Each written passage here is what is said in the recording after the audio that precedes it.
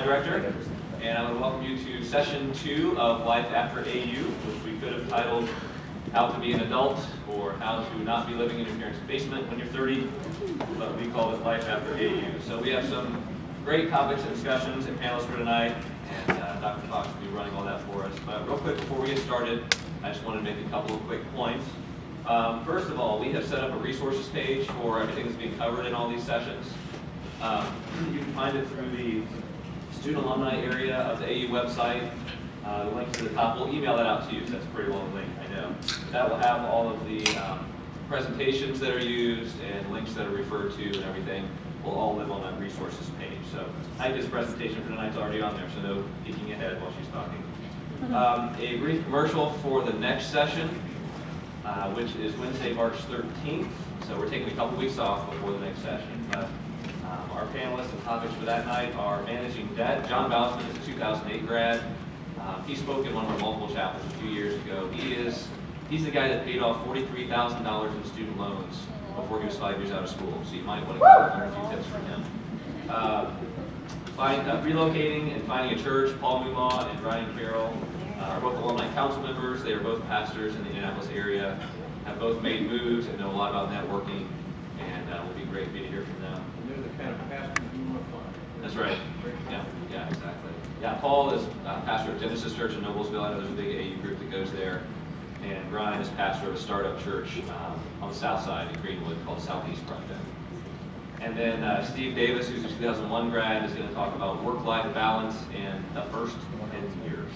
So it'll be a great session. And then all that builds up to the seniors last summer, which we told you about last time. It'll be on Wednesday, April 10th. It'll be good evening, great dinner, and every one of these sessions that you come to gives you credit towards that dinner. So don't forget to get your passport stamped. If you haven't picked one up or haven't got it signed in or stamped for tonight, you can go out there and pick that out outside the door. And also feel free to help yourself to some more refreshments as we're meeting tonight too. And one more thing also, we just set up a place for you to tweet your questions, whatever the verb is, tweet, I guess. So we'll be watching that, and we'll manage some of those questions at the end of the session to the panelists. So feel free to use that while the panelists are talking. So I'd like to let you know who is here tonight. We have Heike Baird, who's a 2010 grad. She was an English major, worked in the alumni office for a couple of years, and is now a social media account executive at Blast Media, which is a social media marketing, PR, branding sort of type firm in Indianapolis, and she'll tell you more about that.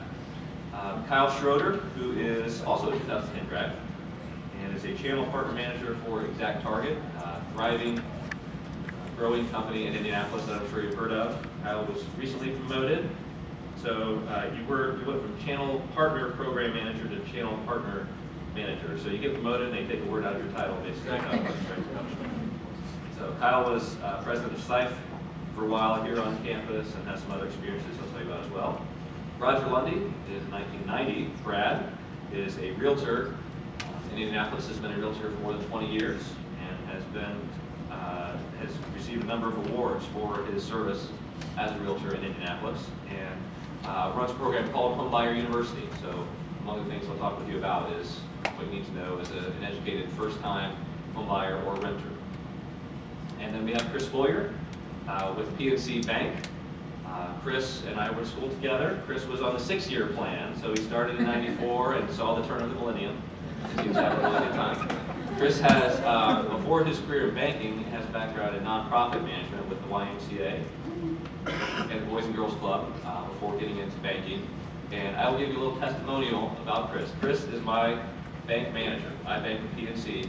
Over Christmas break, we had a little incident where my wife's wallet was stolen, and one day they spent $2,300 on her debit card.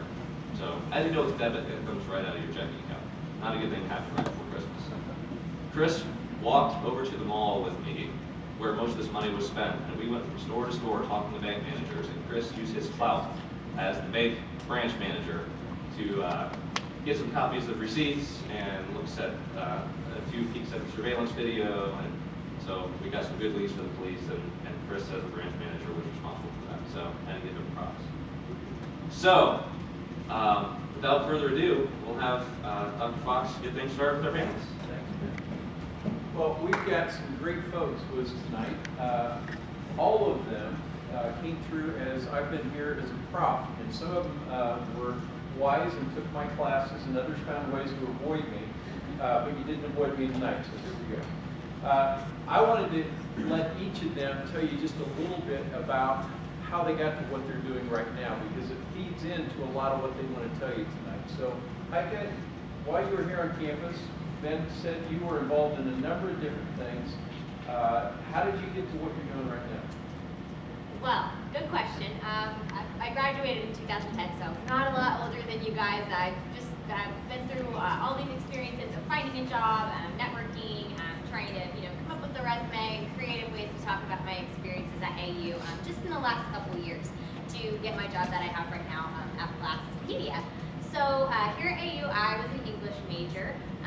I think kind of the interesting thing about my agency where I work is that we all come from a few different majors. Some of us are marketing majors, English majors, journalism, PR, but all kind of centered around that communication theme.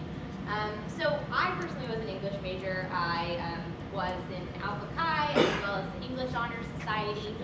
Some of the things I was involved with on campus were Echoes, the yearbook, back when we had that before your guys' time. And I also did WQME. I did that for a few years in the evenings. I think I did the 9 to midnight shift. So yeah, it was a really popular time to be listening to WQME. So was involved with that. I lived in Bryce and Martin and South Campus while I went to AU. So kind of ran the gamut of all the best places to live here.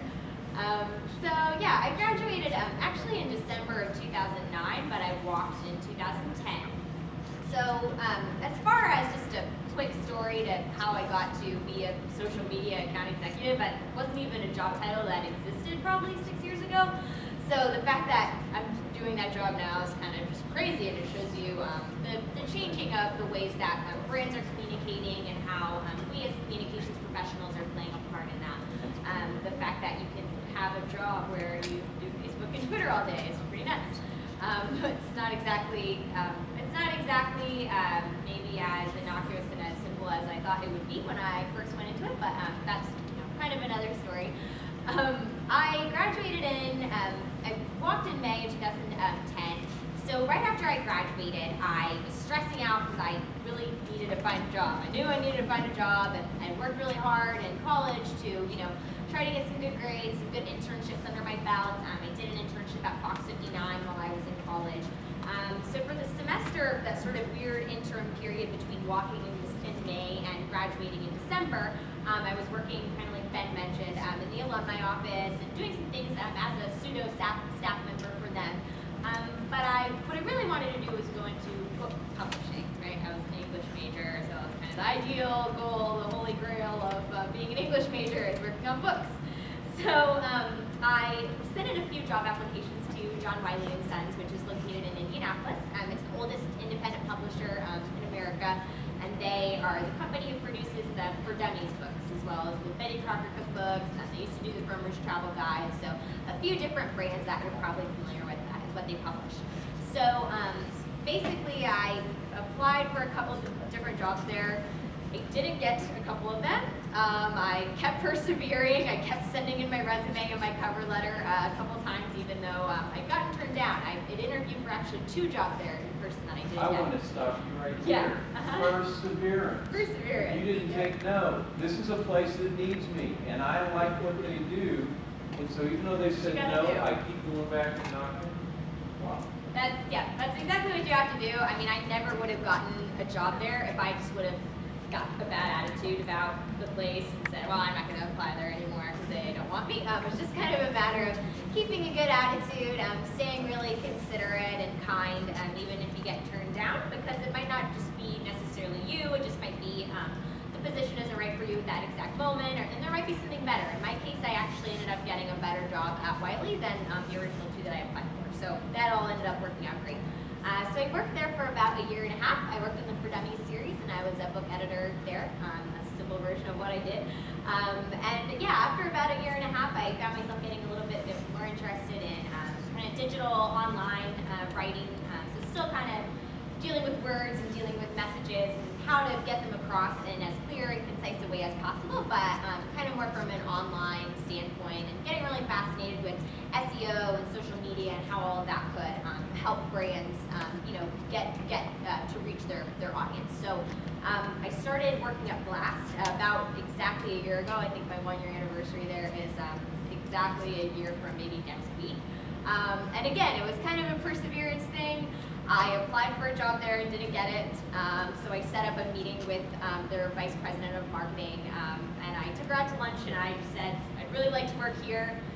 What can I do that will make me a better candidate for you next time so that you'll hire me? So she gave me a couple pointers and a couple ideas for things to read and things to be working on. And the next time they had an opening, they didn't really interview anybody. They just went ahead and called me and offered me the job. So that's how I got there. We're going to get Heike talking a little bit more about managing your online presence, and you've got one already. If you're on Facebook, if you're on Twitter, you already have images out there and a lot of other things. She's going to talk about some of the ways that you can make that work better for you and hopefully scrub some of the things that you don't want future employers to see. All right. Now I'm going to jump in and quickly let you hear from these other folks, and they're going to tie in as well. We're going to look at that. One of the things, though, you get that first job, you got to find a bank. You got to find the services that you truly need. So let me jump to this other end. You started out in banking right out of college, right? No, you had kind of a different route. I had a totally different route. I started out after my time here at AU with not-for-profit. Did a couple Christian ministries background. Did a couple of internships with local churches. Just really didn't fit. It didn't click. The ministry side did, but the four walls of the church didn't. Didn't really know what I wanted to do. The local YMCA had an opening for a youth sports director. I was newly engaged. I was looking for a job and liked working with youth and liked sports. I played soccer here at AU, so had that background and was fortunate enough that I landed at the YMCA. Wonderful opportunity for me. Learned, grew tremendously. You quickly find out how to recruit volunteers, recruit people, and sell your programs when you've got 700 kids in a fall soccer league and you're the only paid individual. So that after about 3 years of that, moved on to an organization in Madison County still called Big Brothers Big Sisters.